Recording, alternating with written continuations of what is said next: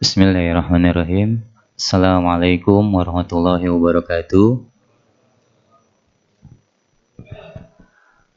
Alhamdulillah.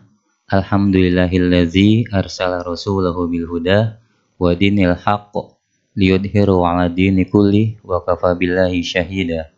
Asyhadu an la ilaha illallah wahdahu la syarikalah wa asyhadu anna Muhammadan abduhu wa rasuluh. Allahumma shalli wa sallim wa barik ala nabiyyina Muhammadin wa ala alihi wa sahbihi ajmain. Amma ba'd. Puji syukur marilah kita panjatkan kehadirat Allah Subhanahu wa taala atas berbagai nikmat dan karunia yang telah Allah limpahkan kepada kita semua. Dan alhamdulillah pada siang hari ini Allah mudahkan langkah kita dalam rangka mengikuti kajian ilmu. Salawat dan salam semoga senantiasa tercurah kepada Nabi Muhammad SAW beserta para keluarganya, sahabatnya, serta umatnya yang senantiasa istiqomah menjalankan sunnah-sunnahnya, dan semoga kita termasuk di dalamnya. Bapak Ibu sekalian, alhamdulillah pada kesempatan siang hari ini kita akan mengikuti kajian siang pembinaan mental rohani yang alhamdulillah untuk jasmani kita sudah rutin ya.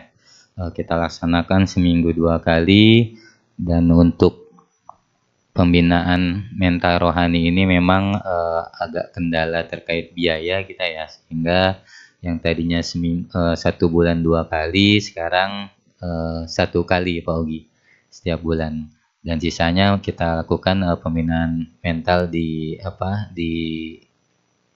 lingkungan Becukai Cikarang di dalam ya, yang diisi oleh pegawai.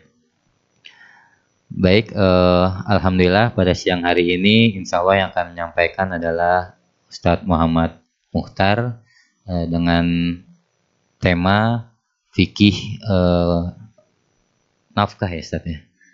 Nafkah ya, semoga bisa menambah ilmu kita ya tentang nafkah. Baik, untuk untuk mempersingkat waktu, kami persilahkan kepada Ustadz Mukhtar untuk menyampaikan kajiannya.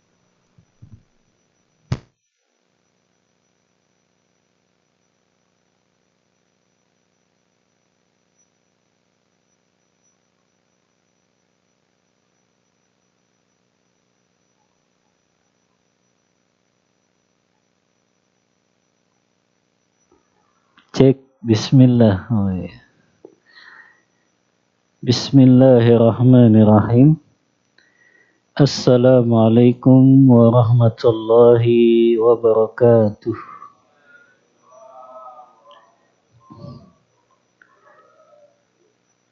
Alhamdulillahi rabbil alamin.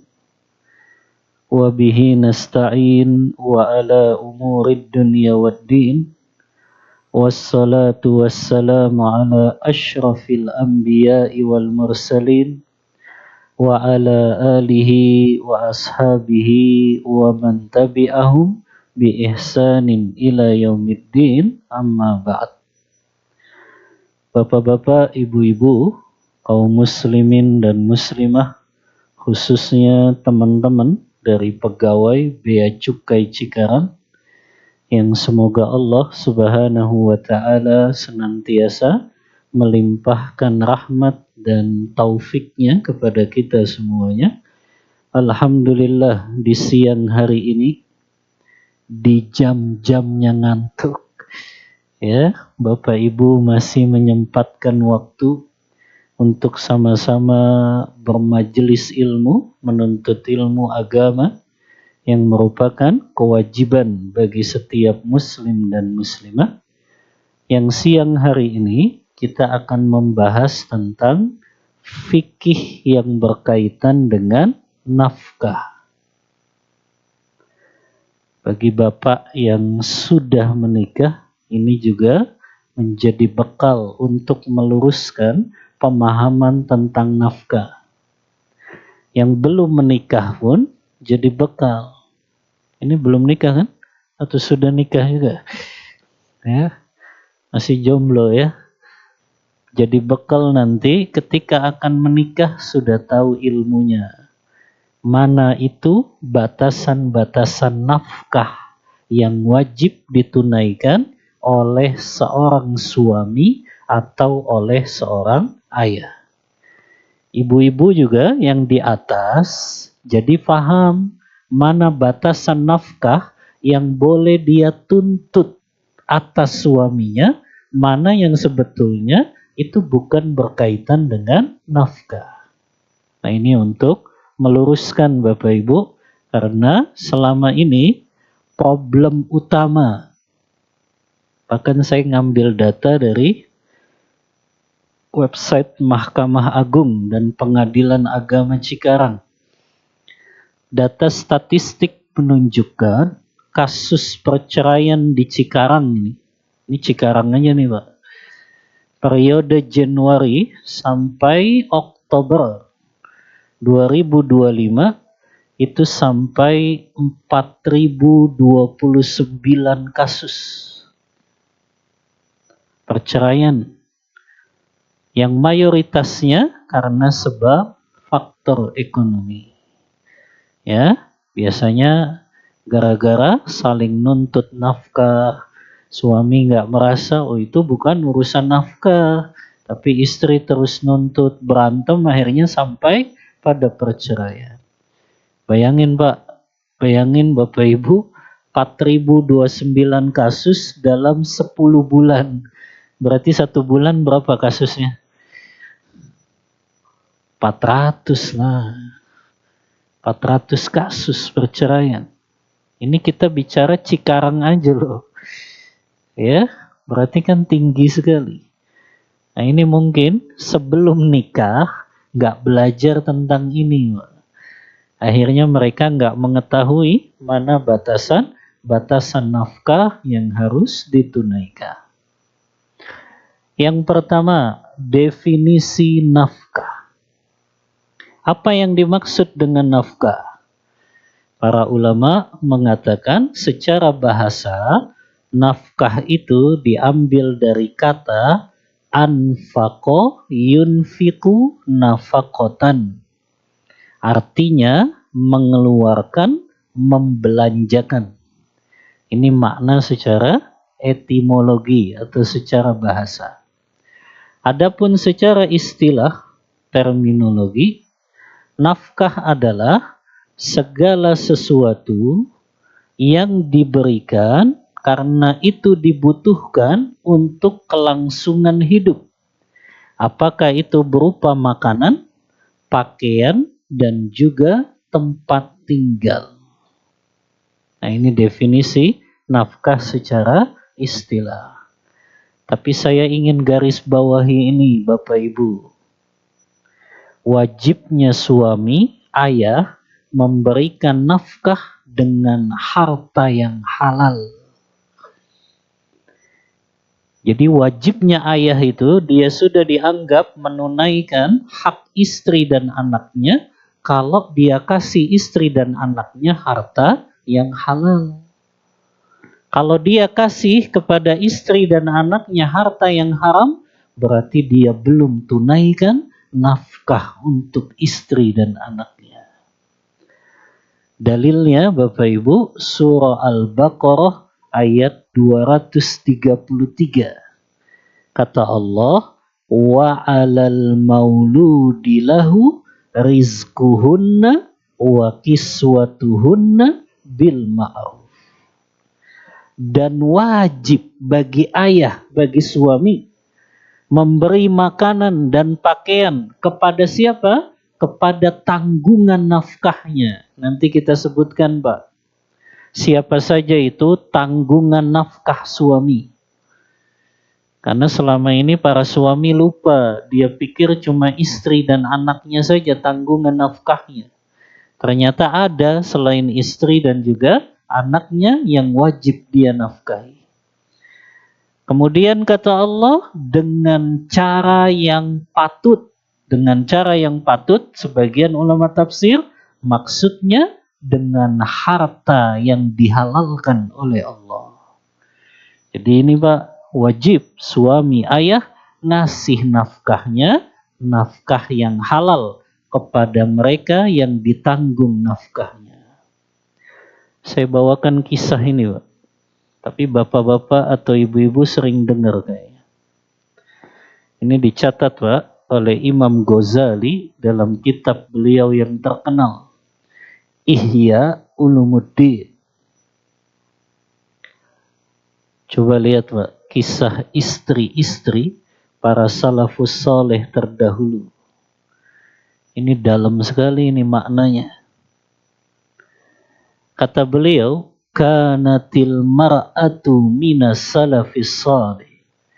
Kata Imam Ghazali ini, Pak, dulu para wanita-wanita salaf terdahulu, apabila suami mereka hendak keluar rumah, maka mereka membisikkan ke telinga suaminya.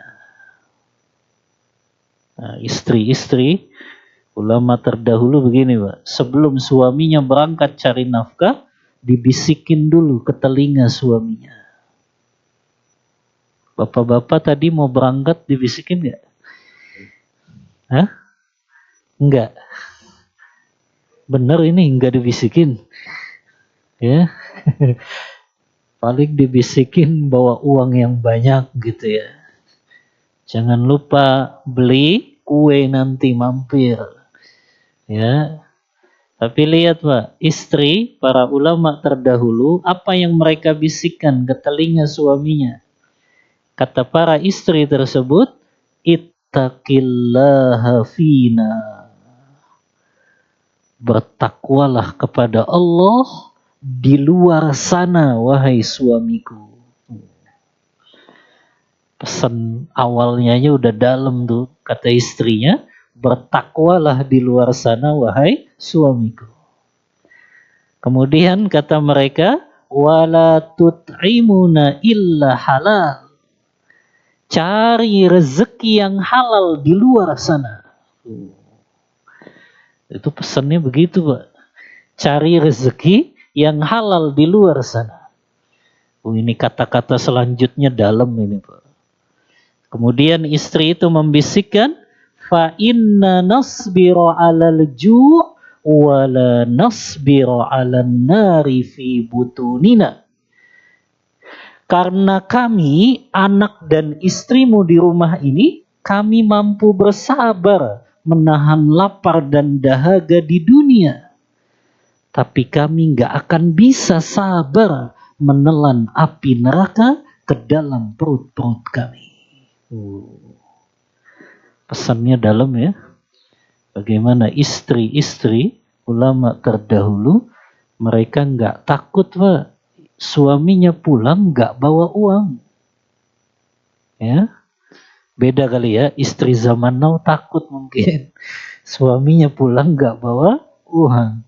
Tapi istri ulama terdahulu, mereka nggak takut suaminya pulang nggak bawa uang. Yang lebih mereka takutkan, suaminya pulang bawa harta yang haram. Dan itu dikasih makan kepada istri dan anaknya. Ya, itu yang lebih mereka takutkan, Pak. Karena mereka paham, Pak, harta hasil haram itu punya efek, Pak. Efeknya di dunia sebelum di akhirat. Kalau ada istri suka bantah suami, istrinya selalu nggak mau taat sama suami, nah, itu dievaluasi, Pak. Jangan-jangan ada harta yang haram. Anaknya begitu juga, banyak bikin masalah di sekolah, sampai di DO lagi dari sekolahnya. Ya, jangan-jangan ada masalah nih dengan harta saya. Ya, maka harta haram tuh punya efek, Pak. Makanya istri ulama terdahulu, mereka paling takut suaminya pulang bawa harta yang diharamkan oleh Allah. Karena mereka paham, Mbak, pasti punya efek ke dalam diri mereka sendiri dan juga kepada anak-anaknya. Makanya sering Anda ingatkan ini, Pak, ya. Perkataan sahabat senior Abdullah bin Mas'ud radhiyallahu an. Ini bagus nih, Pak, jadi konsep hidup. Kata beliau, al-qalilu ma'al barakah khairun minal katsiri ma'at talafah. Harta yang sedikit tapi berkah lebih baik daripada harta yang banyak namun akan membinasakan pada hari kiamat nanti. Harta itu kan paling berat, Pak, ya. Kata ulama, Pak, harta itu halalnya dihisab, haramnya diazab. Itu harta tuh Bapak Ibu, halalnya saja dihisab, apalagi haramnya diazab. Ini tuh paling berat kan pertanyaan tentang harta nanti. Dari mana engkau hasilkan, kemana engkau belanjakan. Maka jangan sampai hasilnya dari halal, tapi dibuat main judi online. Sama aja. Ya, itu jadi sebab azab. Ya, maka jangan sampai ini seseorang merasa aman, Pak, dengan hartanya. Ingat dua yang ditanya sama Allah pada hari kiamat, dari mana engkau hasilkan, kemana engkau belanjakan. Nah ini Pak, sekedar pengingat kewajiban suami ayah wajib memberi nafkah yang halal kepada tanggungannya. Lalu siapa saja itu yang wajib dinafkahi oleh suami atau ayah? Ada 3 yang wajib dinafkahi oleh suami atau ayah. Yang pertama, yaitu istri dari suami tersebut, walaupun istrinya kaya, Pak. Jadi mungkin ada di antara bapak-bapak yang nikahin janda kaya. Nah ini kalau ada, ya, ya, janda kaya, walaupun dia kaya, tetap wajib untuk dinafkahi. Atau misalnya biasanya ada juga tuh suami istri satu kantor. Istrinya manajer, suaminya karyawan. Ya, maka lebih kaya mana, Pak? Lebih kaya istrinya. Tetap yang wajib nafkahi siapa? Suaminya. Walaupun istrinya kaya, dia sudah punya penghasilan. Ya. Ini yang pertama, Pak. Kapan kewajiban menafkahi istri itu jadi gugur, Pak, bagi suami? Jawabannya, kewajiban suami gugur menafkahi istri apabila istrinya bersikap nusyuz. Tahu nusyuz nggak Bapak Ibu? Nusyuz itu durhaka sama suami. Durhaka itu apa Pak ukurannya? Diajak berhubungan tidak mau. Nah itu. Kalau istri seperti itu durhaka tuh, maka boleh suami nggak usah memberinya nafkah. Ya, atau apalagi istrinya suka keluar rumah tanpa izin suami. Nah, kadang kan ada ya istri-istri yang kayak gini, Pak. Sukanya hang out. Hang out itu kan hang gelantungan, out di luar. Berarti hang out itu apa? Gelantungan di luar, ya kan? Hang bahasa Inggrisnya gelantungan kan? Iya. Ya. Maka kalau ada istri sukanya begini, ya. Suami pulang selalu adanya di luar dia. Ya, bukan melayani suami. Maka yang seperti ini, Pak, boleh tuh. Suami nggak menafkahi istri yang seperti ini karena dia durhaka. Karena ibu-ibu mesti tahu, ibu-ibu, kalau keluar rumah wajib izin kepada suaminya. Supaya suami tahu, Pak, ya. Karena bahaya suaminya pulang, istri nggak ada, nah itu tuh. Biasanya yang menjadi sebab berantem kan begitu. Ya, istrinya keluar nggak bilang-bilang karena memang haknya suami. Istri itu ada di rumah ketika suami pulang. Pertanyaannya sekarang, kalau istrinya bekerja di luar rumah, Wajib tidak suami menafkahi istri yang seperti ini? Wajib nggak, Pak? Hah? Istrinya bekerja di luar rumah. Wajib tidak suami menafkahinya? Hah? Ibu-ibu, kalau istrinya bekerja di luar rumah, tetap wajib nggak suami menafkahi? Hah? Ini bapak-bapak nggak ada yang istrinya bekerja di luar rumah? Di rumah semua berarti ya? Maka ini dibahas, Pak, oleh para ulama. Bagaimana kalau istrinya bekerja di luar rumah? Apakah tetap wajib nafkah untuk istri yang seperti ini? Nah ini, Pak, dijelaskan. Kalau istri bekerja di luar rumah, maka dirinci. Kalau istri tersebut bekerja di luar rumah tanpa izin suami, maka dia nggak berhak mendapat nafkah dari suami. Ya, kalau istrinya bekerja, Pak, nggak dapat izin suaminya, maksa.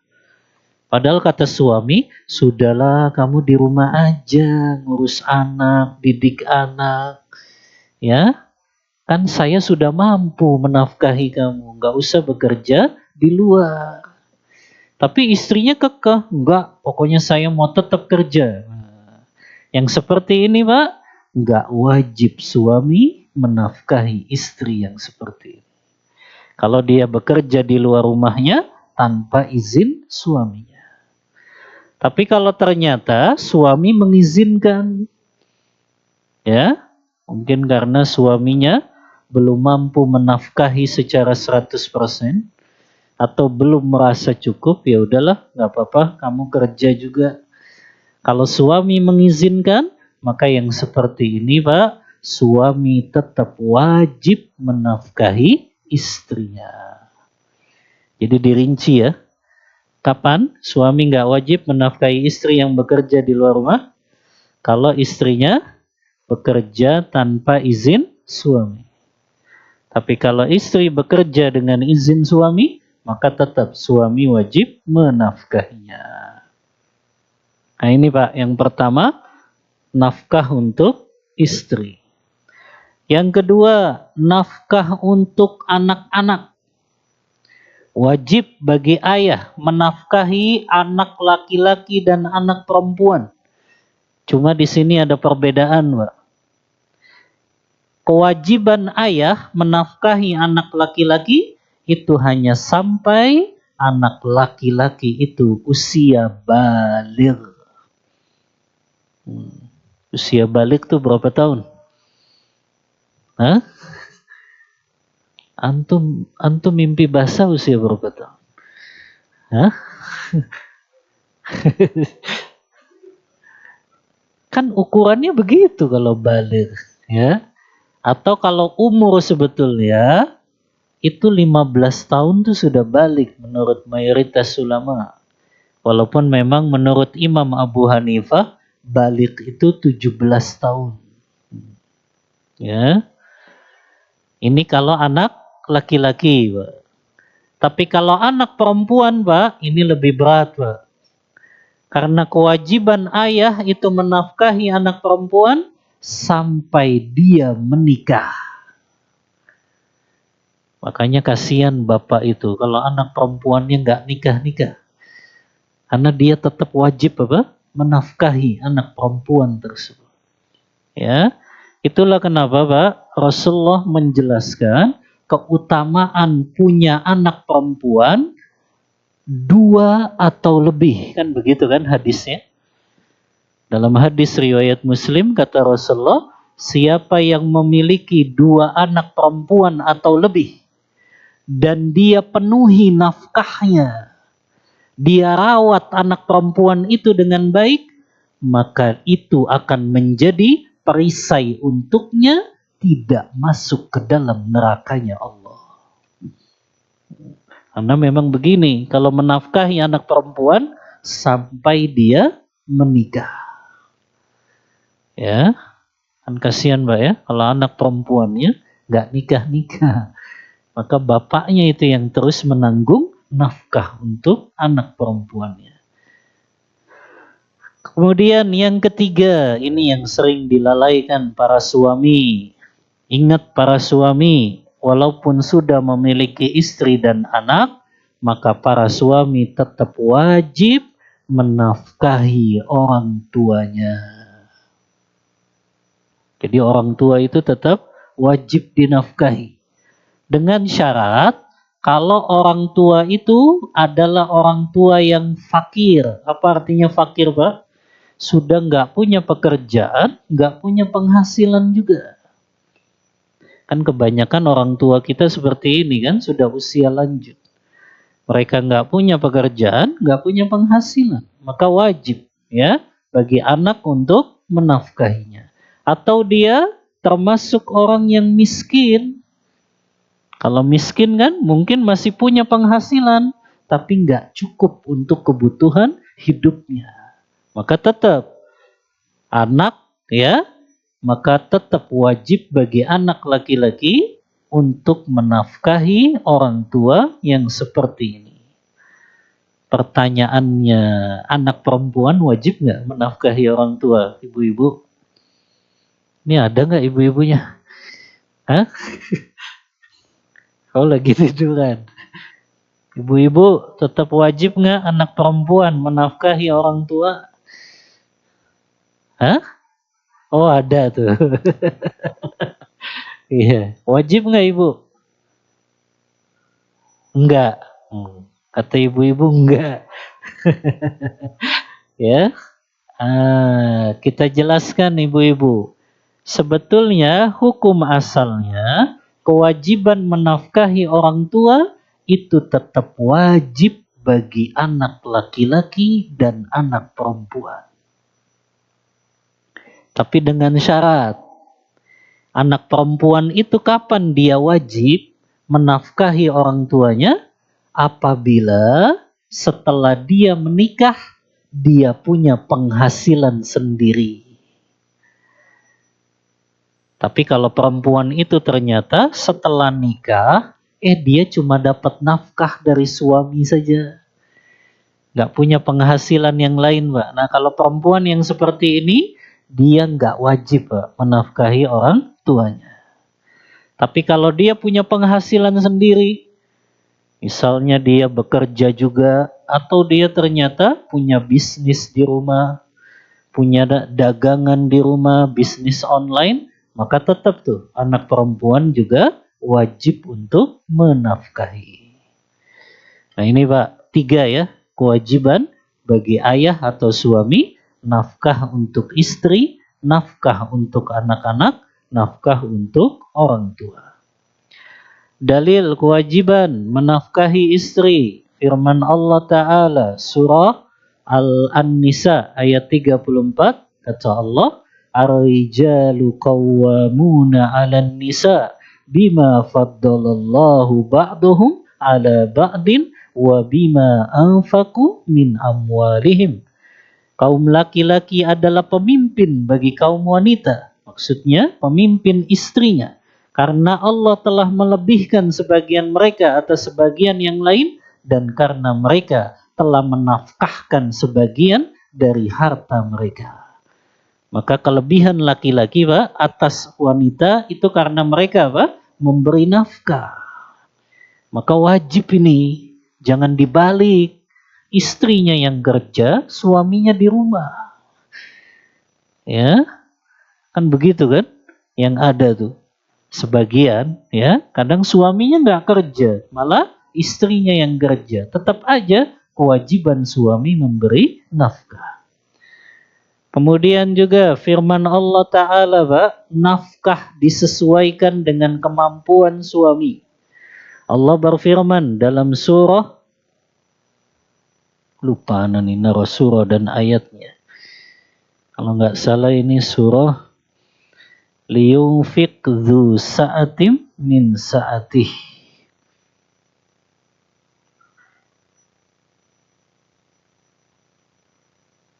Surah At-Tolak ayat yang ke-7.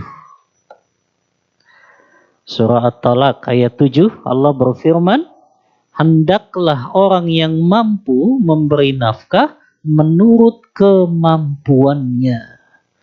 Maka di sini memberi nafkah itu kadarnya, Pak, sesuai dengan kemampuan suami.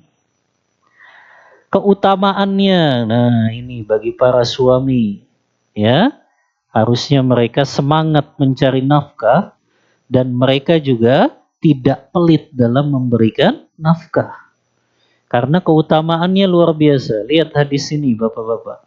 Dinarun anfaqtahu fi sabilillah wa dinarun anfaqtahu fi raqabah wa dinarun anfaqtahu ala miskin wa dinarun anfaqtahu ala ahlika a'zamuha ajran alladhi anfaqtahu ala ahli. Kata Rasulullah SAW dalam hadis riwayat Muslim, berarti sudah pasti sahih, Pak, hadis ini. Kata Rasulullah, 1 dinar yang engkau nafkahkan di jalan Allah. Jadi 1 dinar yang engkau sodakohkan untuk berjihad di jalan Allah. Dan 1 dinar yang engkau gunakan untuk membebaskan budak. Dan 1 dinar yang engkau sodakohkan untuk orang miskin. Dan 1 dinar yang engkau nafkahkan untuk keluargamu, yang paling besar pahalanya yang engkau nafkahkan untuk keluargamu. Maka para ayah, para suami, jangan salah ini skala prioritas. Dia sodakoh kepada fakir miskin, anak yatim, istri dan anaknya nggak dikasih makan. Ini salah besar. Harusnya yang diprioritaskan istri dan anaknya. Karena itu yang pahalanya paling besar di sisi Allah Ta'ala. Nah, ini keutamaan mencari nafkah, Bapak-bapak, ya, bahwa menafkahkan istri, anak, dan juga orang tua itu pahalanya lebih besar daripada apa? Menginfakkan harta untuk jihad, bersodakoh ke fakir miskin, anak yatim. Kemudian ada ancaman dari Rasulullah, suami yang menelantarkan orang yang menjadi tanggungan nafkahnya. Kata Rasulullah, kafa bil mar'i ithman an yudayyi aman yakut. Cukuplah seseorang itu dianggap berdosa ketika dia menelantarkan orang yang menjadi tanggungannya. Hadis riwayat Abu Daud dalam kitab sunannya. Kita lihat komentar para ulama ketika menjelaskan tentang nafkah ini. Yang pertama, suami wajib menafkahi istri sesuai dengan kemampuannya tanpa berlebih-lebihan dan tanpa mengurangi haknya. Ibnu Taimiyah juga mengatakan, menafkahi keluarga adalah ibadah yang utama, Pak. Setelah ibadah-ibadah yang wajib yang lain, setelah sholat, zakat, puasa Ramadan, haji, itu ibadah yang utama setelah itu adalah menafkahi keluarga. Maka jangan sampai seseorang sibuk dengan amal sunnah sehingga dia lalai dari kewajiban ini. Kemudian kata Imam Ibnu Qayyim, nafkah kepada keluarga adalah bentuk syukur atas nikmat harta. Kemudian kapan berlaku suami wajib menafkahi istrinya? Kapan ini dimulai, Pak? Kapan dimulai suami wajib menafkahi istri? Setelah akad nikah sah atau setelah berhubungan dengan istrinya? Kapan mulai wajibnya? Ulama beda pendapat. Kata Imam Abu Hanifah, kewajiban suami menafkahi istri itu sudah dimulai setelah akad nikah yang sah. Maka sudah mulai wajib itu. Tapi kalau menurut mayoritas ulama, Pak, Imam Malik, Imam Syafi'i, Imam Ahmad, mereka berpendapat kewajiban suami menafkahi istri dimulai kalau suami sudah berhubungan dengan istrinya. Maka dua pendapat ini Pak ya menjadi pegangan, tapi pendapat yang lebih kuat wallahu a'lam pendapatnya Imam Abu Hanifah, setelah akad sah maka sudah wajib bagi suami menafkahi istrinya. Kadar nafkah untuk istri tadi sudah kita jelaskan Pak. Kadar nafkah untuk istri itu disesuaikan dengan kemampuan suami dan juga kebiasaan masyarakat. Jadi nggak ada Pak, ya kadar apa? Kadar yang khusus ditetapkan. Oh minimal sekian, nggak ada. Karena itu disesuaikan dengan apa? Yang pertama kemampuan suami, yang kedua disesuaikan dengan kebiasaan. Nah ini sudah Pak ya, kewajiban suami gugur kalau istrinya durhaka. Nah ini juga sudah, istri yang bekerja di luar rumah, maka dia wajib dinafkahi kalau kerjanya dapat izin suami. Ini masalah penting ini, ibu-ibu. Kosmetik wajib tidak nafkah dari suami? Apakah suami wajib memberikan nafkah berupa beli barang kosmetik buat dandannya istri? Masuk nggak Pak? Kosmetik masuk nggak kewajiban nafkah suami? Hah? Bapak nggak beliin make up istrinya? Hah? Oh sudah. Tapi kayaknya kalau suaminya di bea cukai mungkin sudah termasuk uang jajan ya. Memang hukumnya Pak tetap wajib membelikan kosmetik untuk istri. Tapi kosmetik yang sederhana saja. Bukan make up artis. Kosmetik sederhana itu apa? Cukup bedak, ya. Kemudian mungkin lipstick, ya. Kemudian deodoran biar nggak bau, ya. Kemudian juga wangi-wangian untuk dipakai di hadapan suami. Nah ini ibu-ibu, saya selalu ingatkan, ya, para istri itu mereka itu wajibnya berpenampilan menarik itu di hadapan suami, ibu-ibu. Tapi karena istri zaman sekarang tuh kebalik. Keluar rumah dandannya luar biasa. Giliran di dalam rumah sama suaminya, daster bolong lagi yang dipakai. Ya, akhirnya suaminya nggak betah di rumah. Nah ini yang salah ibu-ibu. Istri itu harusnya berpenampilan menarik di mana? Di hadapan suami. Biar suaminya tuh betah di rumah. Nggak usah jelalatan matanya di luar. Karena sudah cukup ya ngeliatin istrinya saja. Maka ini jadi nafkah wajib suami. Lihat Pak, pendapat para ulama. Kata Ibnu Qudamah, termasuk nafkah yang wajib adalah segala sesuatu yang dibutuhkan istri untuk tampil layak di hadapan suami. Seperti minyak rambut, alat kebersihan tubuh, bila itu merupakan kebiasaan wanita sepertinya. Berarti menurut Ibnu Qudamah, kosmetik yang bertujuan menjaga kebersihan dan keindahan diri istri supaya dia berpenampilan menarik di hadapan suaminya, maka itu termasuk nafkah yang wajib. Begitu juga fatwanya Syekh Abdul Aziz bin Baz rahimahullah.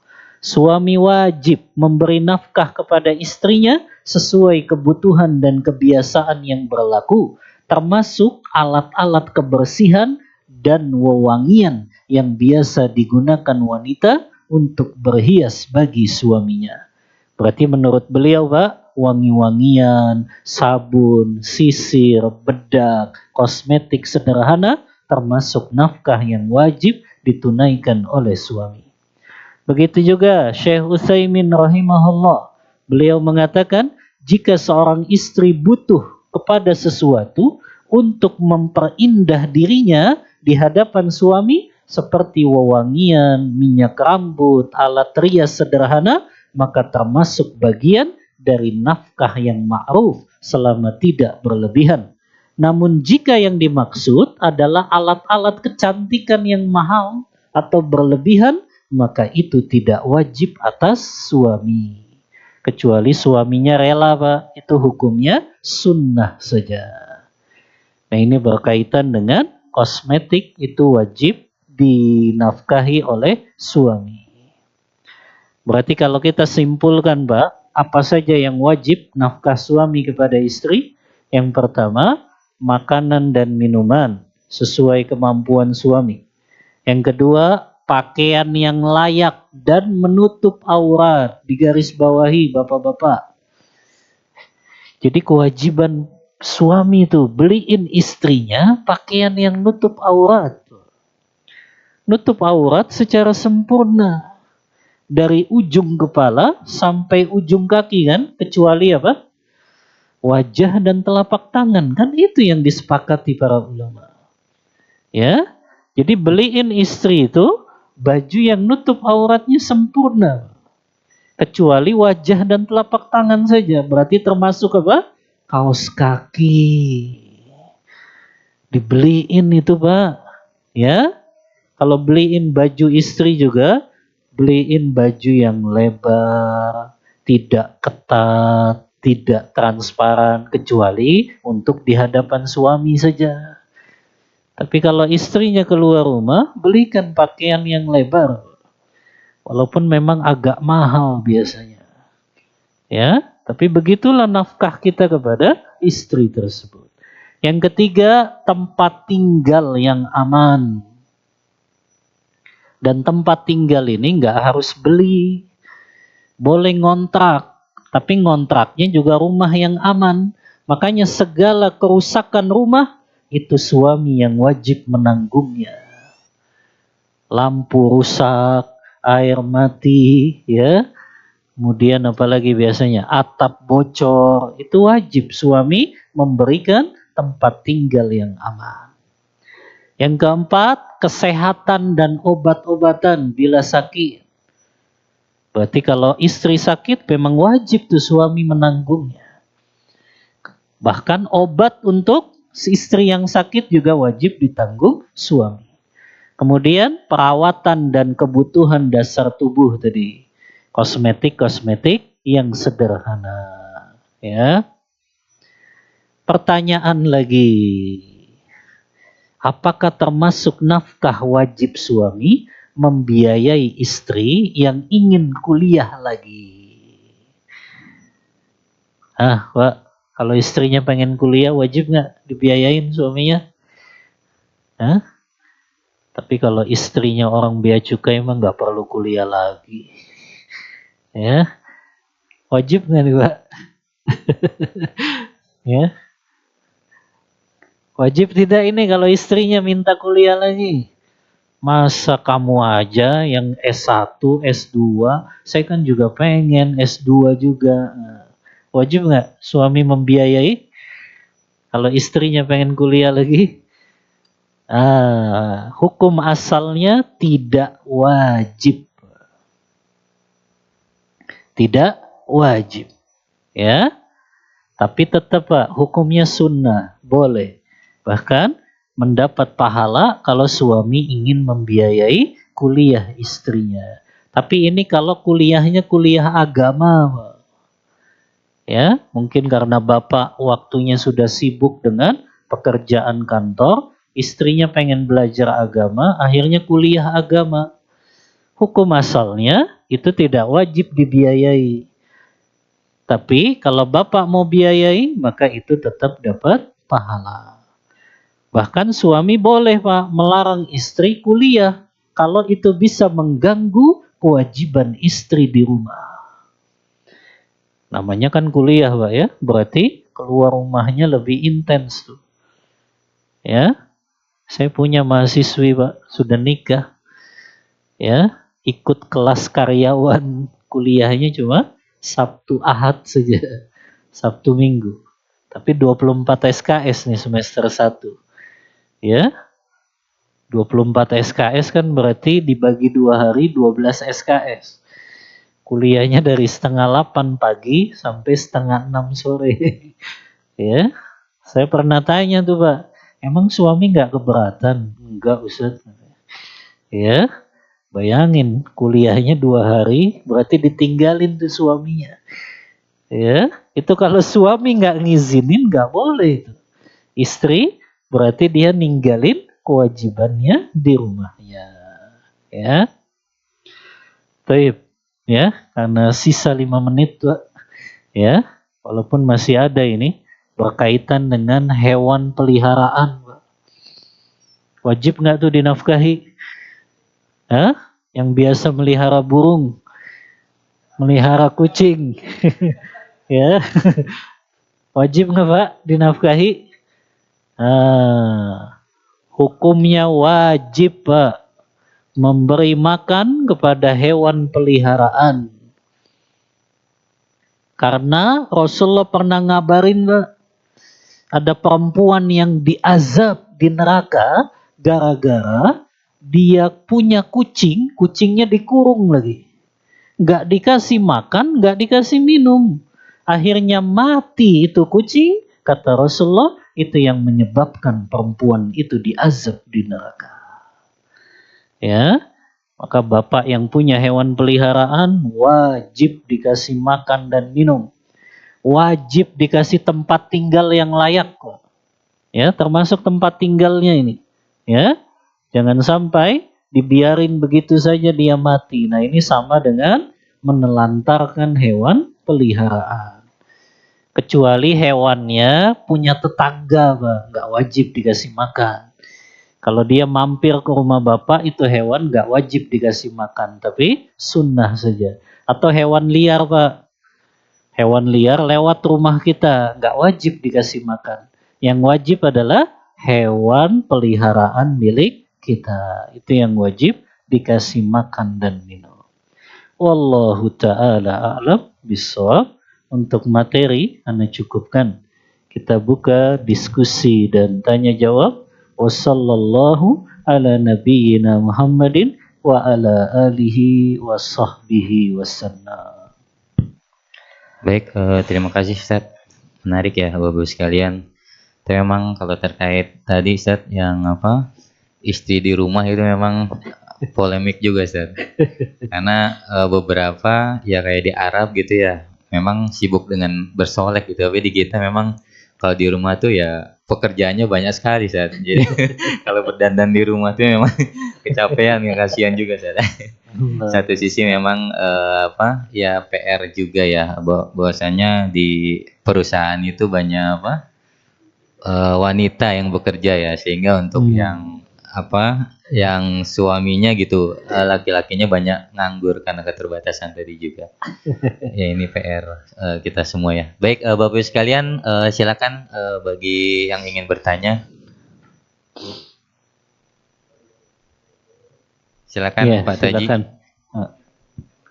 Waalaikumsalam warahmatullahi wabarakatuh.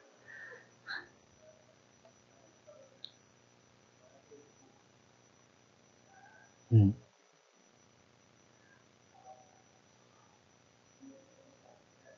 Hmm.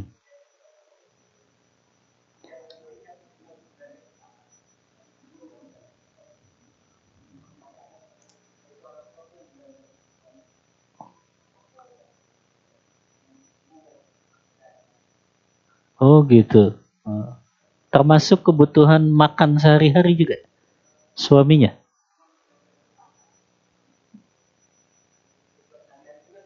Oh iya. Iya. Iya. Jazakallah khairan. Pertanyaan yang bermanfaat. Memang hukum asalnya perempuan itu dia itu lebih banyak di rumah. Bapak Ibu buka surah Al-Ahzab ayat 33. Di situ Allah jelaskan, kata Allah, wa qarna fi buyutikunna wa la tabarrajna tabarrujal jahiliyatil ula. Kata Allah, hendaklah wanita-wanita muslimah mereka menetap di rumahnya. Nah, ini hukum asalnya. Ya. Dan janganlah mereka kalau keluar rumah, kalau ada hajat, jangan mereka dandan dengan dandanan jahiliyah. Kalau Bapak Ibu juga buka tafsir Ibnu Katsir ketika menafsirkan surah Al-Ahzab ayat 33 ini, kata beliau, hukum asalnya memang wanita itu di rumah. Kapan dia boleh keluar? Kalau ada hajat, kebutuhan yang memang dia butuhkan untuk keluar rumah. Maka di sini mungkin kiai ini dia merasa kalau istrinya keluar rumah itu bisa menimbulkan fitnah. Makanya akhirnya kiai ini ya sudahlah saya aja yang belanja. Ya, tapi mungkin nggak bisa diterapkan juga 100%. Ya, kalau kayak bapak-bapak kan nggak mungkin bapak-bapak yang belanja juga. Tapi kayaknya kalau pegawai bea cukai mah belanjanya untuk 1 bulan ke depan ya. Sudah penuh kulkasnya. Jadi istrinya nggak perlu belanja lagi. Ya, tapi memang yang lebih aman, Pak, istri itu kalau keluar rumah itu bersama suaminya supaya nggak menimbulkan fitnah. Memang hukum asalnya begitu, Pak, yang lebih aman. Tapi kalau ternyata ya suami juga terbatas waktunya, maka istri yang belanja ke pasar ya tidak masalah selama istrinya keluar menutup aurat, ya, tidak menimbulkan fitnah tadi, Pak, tidak dandannya kayak dandanan jahiliyah. Maka selama syarat-syarat istri keluar rumah itu terpenuhi, maka dibolehkan. Wallahu ta'ala a'lam bishawab. Baik, kasih kesempatan untuk ibu-ibu nih. Jarang nih dikasih kesempatan. Ada yang nanya nggak ibu-ibu di atas?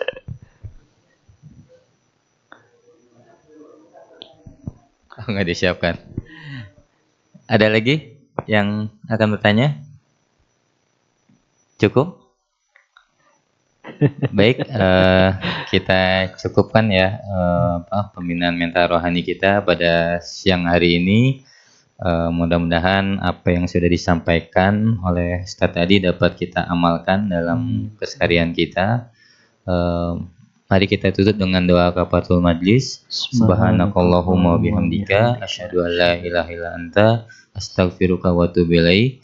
Dari saya selaku pembawa acara, mohon maaf atas segala kekurangan dan khilafan.